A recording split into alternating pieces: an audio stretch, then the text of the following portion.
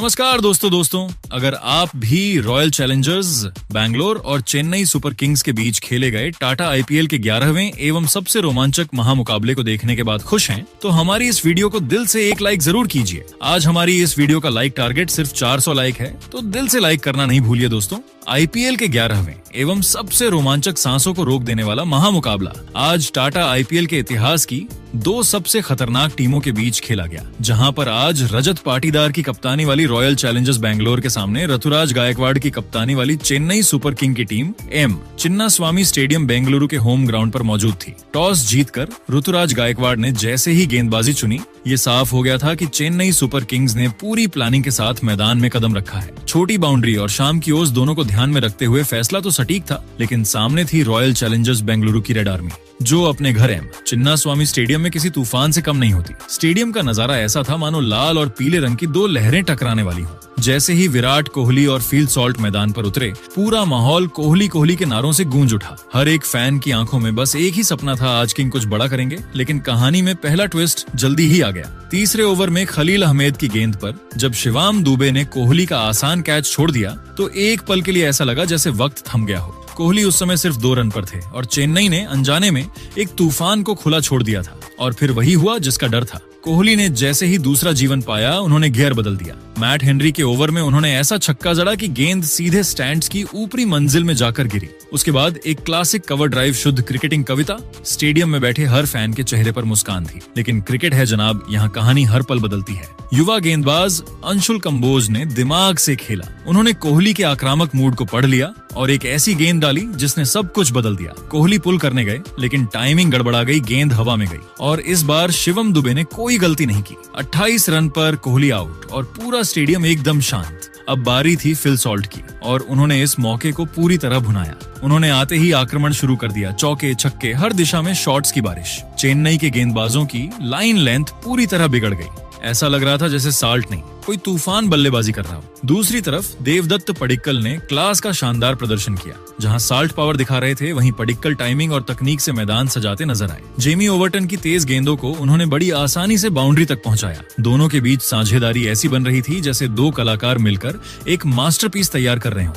देखते ही देखते 50 रन की पार्टनरशिप पूरी हुई और चेन्नई के कप्तान की हर रणनीति धरी की धरी रह गई। मैच अब पूरी तरह बेंगलुरु के कंट्रोल में जाता दिख रहा था और स्टेडियम में बैठी रेड आर्मी का जोश आसमान छू रहा था। इस आतिशी बल्लेबाजी के दम पर बेंगलुरु का स्कोर मात्र 9 ओवरों में ही 80 रनों के पार पहुंच चुका था, जिसने यह साफ कर दिया था कि आज चिन्नास्वामी में रनों का एक नया इतिहास लिखा जाने वाला है। चिन्नास्वामी स्टेडियम की छोटी बाउंड्री और फील्ड सॉल्ट की आक्रामक बल्लेबाजी को देखकर ऐसा प्रतीत हो रहा था कि आज क्रिकेट के इतिहास में एक और तूफानी शतक दर्ज होने वाला है। सॉल्ट जिस बेखौफ अंदाज में चेन्नई के गेंदबाजों की धज्जियां उड़ा रहे थे, उसे देखकर दर्शकों को यकीन हो चला था कि आज उन्हें कोई नहीं रोक पाएगा। लेकिन दोस्तों, क्रिकेट अनिश्चितताओं का खेल है और यहाँ पासा पलटते देर नहीं लगती। पारी का 11वां ओवर लेकर आए गोल्डन आर्म माने जाने वाले शिवम दुबे और उन्होंने अपनी जादुई गेंदबाजी से पूरे मैच का नक्शा ही बदल कर रख दिया। दुबे ने अपनी चतुराई का परिचय देते हुए एक सटीक स्लोअर शॉर्ट बॉल डाली, जिसकी गति को साल्ट पूरी तरह भांपने में नाकाम रहे।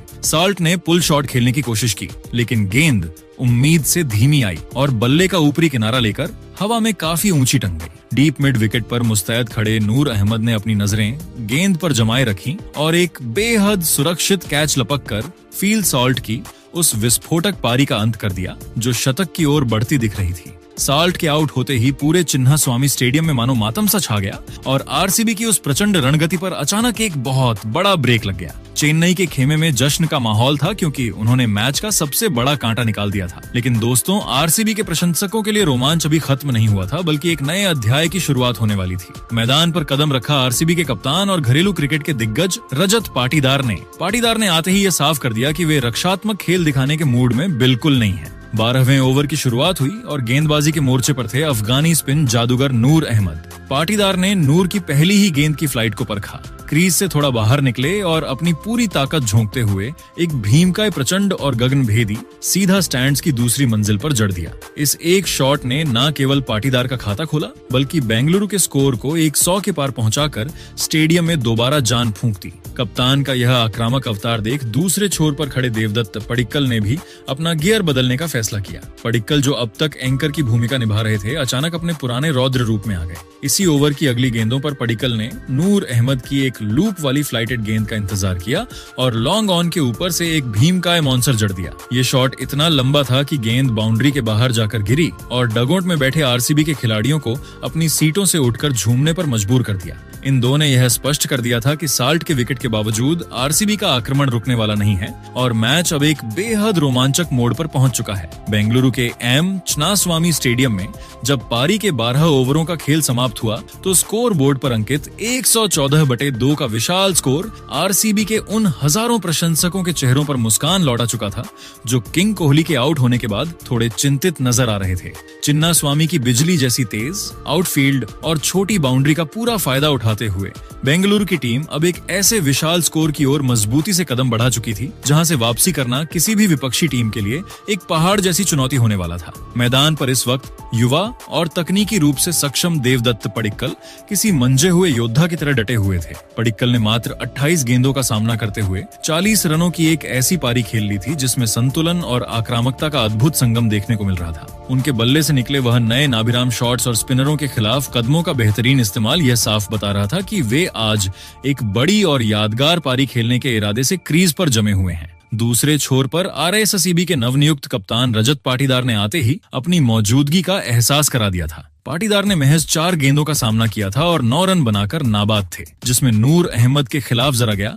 वो भीमकाय अभी भी दर्शकों की आंखों में चमक रहा था। पाटीदार की बॉडी लैंग्वेज में वो आत्मविश्वास झलक रहा था जो एक कप्तान के तौर पर अपनी टीम को फ्रंट से लीड करने के लिए जरूरी होता है। वे पडिक्कल का बखूबी साथ निभा रहे थे और स्ट्राइक रोटेट करने के साथ साथ खराब गेंदों को बाउंड्री के पार पहुंचाने में कोई कसर नहीं छोड़ रहे थे। इन दोनों बल्लेबाजों की जुगलबंदी ने आरसीबी के रन रेट को 9.5 प्रति ओवर के खतरनाक स्तर पर बनाए रखा था, जिससे चेन्नई सुपर किंग्स के खेमे में गहरी चिंता की लकीरें साफ देखी जा सकती थीं। रोमांच का सबसे दिलचस्प पहलू यह था कि चेन्नई के वह गेंदबाज, विशेषकर अफगानी स्पिन जादूगर नूर अहमद और तेज गेंदबाज अंशुल कंबोज, जो पारी की शुरुआत में अपनी धारदार गेंदबाजी और सटीक लाइन लेंथ से आरसीबी के टॉप ऑर्डर पर हावी नजर आ रहे थे, अब पूरी तरह से बेबस, लाचार और दिशाहीन नजर आने लगे थे। नूर अहमद की जादुई गुगली और कंबोज की रफ्तार अब इन दोनों बल्लेबाजों के सामने महज एक साधारण गेंद की तरह लग रही थी। चेन्नई के कप्तान ऋतुराज गायकवाड़ बार बार अपनी फील्डिंग पोजीशन बदल रहे थे और गेंदबाजों के कान में लगातार मंत्र फूंक रहे थे, लेकिन रनों के इस बेखौफ और प्रचंड प्रवाह को रोकने का कोई भी फार्मूला फिलहाल कारगर साबित नहीं हो रहा था। पूरा स्टेडियम अब आरसीबी के गगनभेदी नारों से गूंज रहा था। 12 ओवरों के इस सफर ने यह साफ कर दिया था कि बेंगलुरु ने न केवल मैच पर अपनी पकड़ मजबूत कर ली है, बल्कि वे अब अंतिम 8 ओवरों के डेथ ओवर ड्रामे के लिए पूरी तरह तैयार हैं। पडिक्कल की स्थिरता और पाटीदार की विस्फोटक क्षमता ने एक ऐसी पटकथा लिख दी थी जहां से बेंगलुरु की टीम 200 या 220 के आंकड़े को छूने का सपना देख सकती थी। अब सबकी नजरें इस बात पर टिकी थी कि क्या चेन्नई के डेथ ओवर स्पेशलिस्ट मतीशा पथराना इस तूफान को रोक पाएंगे या चिन्नास्वामी में आज रनों का पारी के 13वें ओवर में ही शिवम दुबे के खिलाफ देवदत्त पडिक्कल ने अपना गियर बदला और एक के बाद 1-2 चौके और एक गगनचुंबी झड़कर स्टेडियम में मौजूद हजारों दर्शकों को झूमने पर मजबूर कर दिया। इसी बीच रजत पाटीदार ने भी मैट हेनरी के खिलाफ एक प्रचंड झड़कर अपनी और पडिक्कल की 50 रनों की साझेदारी पूरी की। पडिक्कल ने मात्र 29 गेंदों पर अपना शानदार अर्धशतक पूरा किया, लेकिन दोस्तों, उत्साह के इस माहौल में एक बड़ा झटका तब लगा जब 15वें ओवर में जेमी ओवरटन की एक सटीक गेंद पर पडिक्कल लैप शॉट खेलने के चक्कर में बोल्ड हो गए। बेंगलुरु के एम चिन्नास्वामी स्टेडियम में जब देवदत्त पडिक्कल एक शानदार अर्धशतक जमाकर पवेलियन लौटे, तब पूरा मैदान एक पल के लिए शांत हो गया था। लेकिन दोस्तों, वह शांति किसी बड़े तूफान के आने से पहले की आहट मात्र थी। मैदान पर कदम रखा विश्व क्रिकेट के सबसे खूंखार पावर हिटर और आरसीबी के मॉन्स्टर कहे जाने वाले टीम डेविड ने। शुरुआत में डेविड थोड़े असहज नजर आए, गेंद उनके बल्ले के बीचों बीच नहीं आ रही थी और वे टाइमिंग के लिए संघर्ष करते दिखे। लेकिन दोस्तों, 17वें ओवर में जब अफगानी स्पिनर नूर अहमद गेंद लेकर आए तो टीम डेविड ने अपनी ताकत का वो मुजाहरा पेश किया जिसने मैच का पूरा भूगोल ही बदल कर रख दिया। डेविड ने नूर की लगातार 3 गेंदों पर 3 प्रलयकारी और गगनचुंबी झड़कर चेन्नई के खेमे में खलबली मचा दी। इनमें से एक तो 82 मीटर लंबा था, जो सीधे चिन्नास्वामी के स्टैंड्स की सबसे ऊपरी मंजिल पर जाकर गिरा, जिसे देखकर खुद विराट कोहली भी डगोट में हैरान रह गए। मैच का असली हाई वोल्टेज ड्रामा अभी बाकी था। 18वें ओवर में जब युवा गेंदबाज अंशुल कंबोज ने एक सटीक और आग उगलती यॉर्कर डाली तो टीम डेविड पूरी तरह चकमा खा गए और गेंद सीधे स्टंप से जा टकराई। चेन्नई के खिलाड़ी जीत के जश्न में डूब चुके थे, लेकिन तभी अंपायर का हाथ हवा में लहराया और उन्होंने इसे नो बॉल करार दिया। कंबोज का पैर क्रीज से काफी बाहर था और किस्मत आज पूरी तरह से RSCB के साथ खड़ी थी। इस महाजीवन दान के बाद टीम डेविड ने मानो अपना विकराल और रौद्र रूप धारण कर लिया। उन्होंने अगली फ्री हिट गेंद को स्टैंड्स की गहराई में पहुंचाकर एक और भीमकाय जड़ा और यह साफ कर दिया कि आज वे किसी भी पारी का 19वां ओवर जेमी ओवर्टन के लिए किसी डरावने सपने जैसा साबित हुआ। टीम डेविड ने उनकी गेंदबाजी की ऐसी बखिया उधेड़ी कि ओवर्टन अपनी लाइन और लेंथ पूरी तरह भूल गए। डेविड ने इस ओवर में लगातार 3 और 1 कड़क चौका झड़कर मात्र 25 गेंदों पर अपना विध्वंसक और विस्फोटक अर्धशतक पूरा किया। डेविड का बल्ला अब केवल रन नहीं बना रहा था, बल्कि वह मैदान पर साक्षात आग उगल रहा था। हर शॉट के साथ चिन्नास्वामी की गूंज आसमान छू रही थी। अंतिम ओवर में कप्तान रजत पाटीदार ने भी अपनी बल्लेबाजी का वह जौहर दिखाया जिसकी उम्मीद एक लीडर से की जाती है। पाटीदार ने अंशुल कंबोज की पहली ही गेंद को स्लॉट में पाया और एक प्रचंड एवं गगन भेदी झड़कर RCB के स्कोर को 250 के ऐतिहासिक और पहाड़ जैसे आंकड़े तक पहुंचा दिया। यह इस IPL सीजन का अब तक का सबसे बड़ा स्कोर था, जिसने क्रिकेट जगत को हिलाकर रख दिया। 20 ओवरों के महासंग्राम की समाप्ति के बाद रॉयल चैलेंजर्स बेंगलुरु का स्कोर 250 रनों का पहाड़ जैसा स्कोर खड़ा किया। अब रनों की इस सुनामी के सामने पूरी तरह बेबस, लाचार और असहाय नजर आ रहे थे। पूरे बेंगलुरु का कोना कोना और चिन्नास्वामी का हर स्टैंड RCB के नारों से गूंज रहा था, मानो कोई उत्सव मनाया जा रहा हो। उत्सव पहले ही ओवर में जैकब डफी ने चेन्नई के कप्तान ऋतुराज गायकवाड़ को एक शानदार खाने के बाद अगली ही गेंद पर देवदत्त पडिक्कल के हाथों कैच कराकर पवेलियन का रास्ता दिखा दिया। बेंगलुरु के M चिन्नास्वामी स्टेडियम में उस वक्त एक ऐतिहासिक और भावुक पल देखने को मिला जब अनुभवी स्विंग सुल्तान भुवनेश्वर कुमार ने अपनी जादुई गेंदबाजी का प्रदर्शन किया। भुवी ने अपनी एक सटीक और कातिलाना हार्ड लेंथ गेंद पर युवा आयुष महात्रे को पूरी तरह से विवश कर दिया। महात्रे ने पुल शॉट खेलने की कोशिश की, लेकिन गेंद बल्ले के ऊपरी हिस्से पर लगकर सीधे मिड ऑफ पर खड़े कप्तान रजत पाटीदार के हाथों में समा गई। यह विकेट केवल एक विकेट नहीं था, बल्कि भुवनेश्वर कुमार के IPL करियर का 200वां विकेट था, जिसने उन्हें इस मुकाम पर पहुंचने वाला लीग का दूसरा गेंदबाज बना दिया। पूरा स्टेडियम इस महान उपलब्धि पर उठकर तालियां बजा रहा था। चेन्नई का स्कोर अभी 2 ओवरों के भीतर ही मात्र 10 रनों पर 2 विकेट हो गया था और येलो आर्मी के प्रशंसक गहरे सदमे में थे।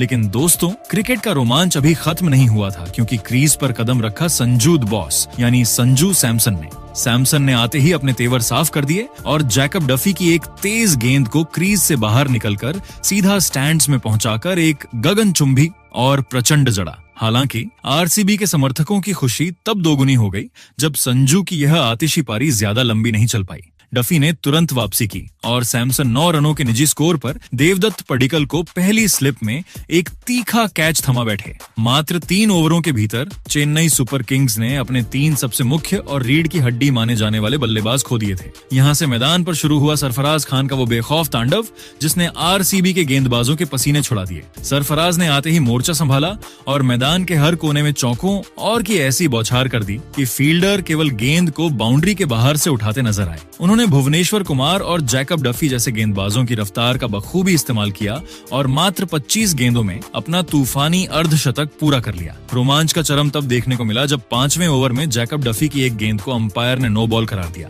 सरफराज ने उस पर चौका जड़ा और फिर अगली फ्री हिट गेंद पर एक भीमकाय झड़कर उस ओवर से कुल 23 रन निचोड़ लिए, जिसने चेन्नई की पारी में फिर से जान फूंक दी। मैच का सबसे बड़ा और निर्णायक टर्निंग पॉइंट तब आया जब 7वें ओवर में कप्तान रजत पाटीदार ने एक साहसी फैसला लेते हुए गेंद अनुभवी कृणाल पांड्या को थमाई। कृणाल ने अपनी पहली ही गेंद क्विक और फ्लैट फेंकी। जिस पर सेट बल्लेबाज सरफराज खान 50 रन आगे बढ़कर बड़ा शॉट खेलना चाहते थे, लेकिन वे गेंद की गति से पूरी तरह मात खा गए और विकेट के पीछे खड़े जितेश शर्मा ने बिजली जैसी फुर्ती दिखाते हुए गिल्लियां बिखेर दी। सरफराज के आउट होते ही चेन्नई की लय पूरी तरह टूट गई। कृणाल का कहर यहीं नहीं रुका। इसी ओवर में उन्होंने कार्तिक शर्मा को भी अपनी फिरकी के जाल में फंसाकर आउट किया और चेन्नई के मध्यक्रम की कमर तोड़ दी। खूंखार बल्लेबाज शिवम दुबे ने मैदान पर आते ही कृणाल को एक प्रलयकारी लंबा झड़कर अपने इरादे जताए, लेकिन दूसरे छोर से लगातार विकेट गिरते रहे। पारी का 10वां ओवर लेकर जब अभिनंदन सिंह आए तो स्टेडियम में एक ऐसा दृश्य देखने को मिला जिसे आईपीएल इतिहास के सर्वश्रेष्ठ पलों में गिना जाएगा। अभिनंदन ने एक जादुई गेंद डाली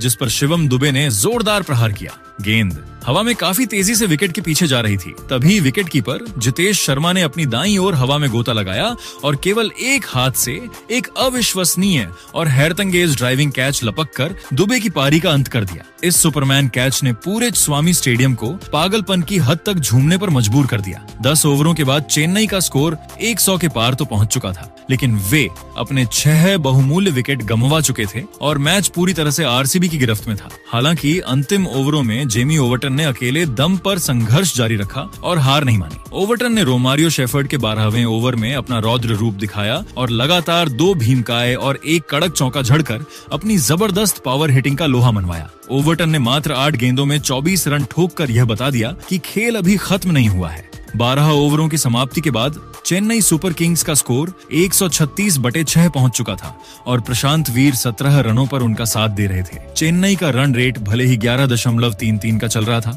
लेकिन 251 रनों के उस हिमालय लक्ष्य तक पहुंचने के लिए उन्हें अभी भी अंतिम 48 गेंदों में 115 रनों की सख्त दरकार थी। उनका जरूरी रन रेट अब 14.38 के नामुमकिन स्तर तक पहुंच गया था। आरसीबी के स्पिनर सुयश शर्मा और अभिनंदन सिंह ने बीच के ओवरों में जिस सटीकता से गेंदबाजी की, उसने चेन्नई की जीत की हर राह को लगभग बंद कर दिया था। अब चुना स्वामी का हर कोना, हर स्टैंड और हर समर्थक केवल आरसीबी की जीत के गूंजते हुए नारों से सराबोर था के लिए सिरदर्द बन जाएगी। तभी 15वें ओवर में स्विंग सुल्तान भुवनेश्वर कुमार ने अपनी जादुई गेंदबाजी से मैच में वापसी कराई। भुवी ने एक सटीक शॉट ऑफ गुड लेंथ गेंद डाली जिस पर प्रशांत वीर 43 रन ने बड़ा शॉट खेलने की कोशिश की, लेकिन गेंद बल्ले के ऊपरी हिस्से पर लगी और कवर क्षेत्र में मुस्तैद कप्तान रजत पाटीदार ने अपनी दाईं ओर हवा में गोता लगाते हुए एक हैरतअंगेज कैच लपक लिया। प्रशांत के आउट होते ही चेन्नई को 7वां झटका लगा। हालांकि जेमी ओवर्टन अभी भी क्रीज पर मौजूद थे और उन्होंने भुवी के इसी ओवर में एक नो बॉल का फायदा उठाते हुए लगातार 2 चौके झड़कर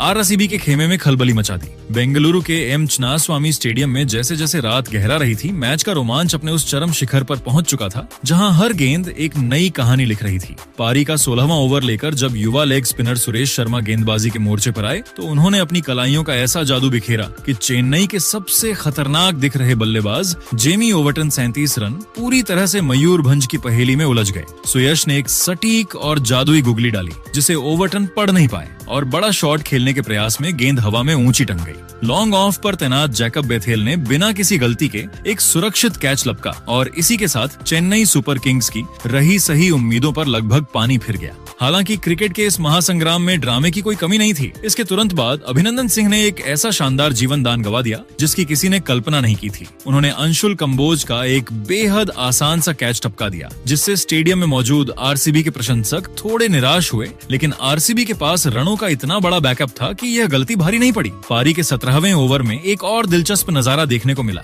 जब स्पिनर नूर अहमद ने अनुभवी भुवनेश्वर कुमार की एक चालाक नकल बॉल को भांपा और उसे मिड ऑन के ऊपर से एक गगनचुंबी और प्रचंड झड़कर दर्शकों का भरपूर मनोरंजन किया। लेकिन दोस्तों, स्विंग सुल्तान भुवनेश्वर कुमार को यूं ही दुनिया का सर्वश्रेष्ठ डेथ ओवर गेंदबाज नहीं कहा जाता। भुवी ने तुरंत अपनी रणनीति बदली और अपनी अगली ही गेंद पर नूर अहमद 8 रन को अपनी जाल में फंसा लिया। नूर ने फिर से बड़ा शॉट खेलने की कोशिश की, लेकिन गेंद लॉन्ग ऑन पर खड़े विराट कोहली की ओर गई। कोहली ने चीते जैसी फुर्ती दिखाते हुए एक कठिन कैच को अपनी चिर परिचित तकनीक से बेहद आसान बना दिया और भुवी का स्पेल एक शानदार विकेट के साथ समाप्त हुआ। कैच लपकने के बाद कोहली ने भुवी की ओर दौड़कर उनकी पीठ थपथपाई, जो कि आरसीबी के खेमे की एकजुटता को दर्शा रहा था। अंतिम 2 ओवरों में चेन्नई सुपर किंग्स के सामने जीत के लिए नामुमकिन और अकल्पनीय रनों की दरकार थी, लेकिन युवा अंशुल कंबोज ने हार मानने से साफ इनकार कर दिया। उन्होंने दिखाया कि भले ही मैच हाथ से निकल गया हो, लेकिन वे अंतिम गेंद तक लड़ेंगे। पारी के 18वें ओवर में कंबोज ने जैकब डफी की गेंदों पर अपना रौद्र रूप दिखाया। उन्होंने पहले एक भाग्यशाली चौका बटोरा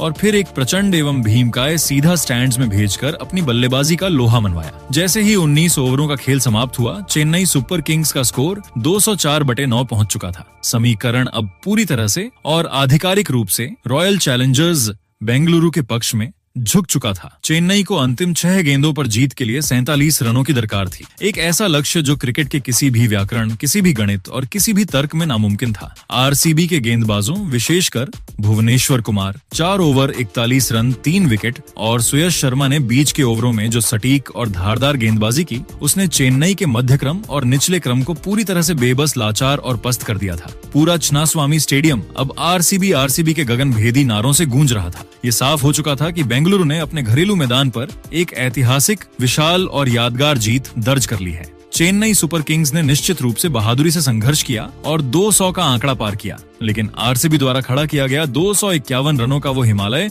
और पहाड़ जैसा लक्ष्य आज उनके लिए बहुत ऊंचा और अभेद्य साबित हुआ। इस जीत के साथ बेंगलुरु ने न केवल 2 अंक हासिल किए, बल्कि टूर्नामेंट में अपनी बादशाहत का भी ऐलान कर दिया। लेकिन दोस्तों, आपको क्या लगता है, आईपीएल 2026 की ट्रॉफी कौन सी टीम अपने नाम करेगी? अपनी राय नीचे कमेंट बॉक्स में जरूर दीजिएगा और ऐसी ही नई वीडियो के लिए हमारे चैनल को सब्सक्राइब जरूर कीजिएगा। धन्यवाद।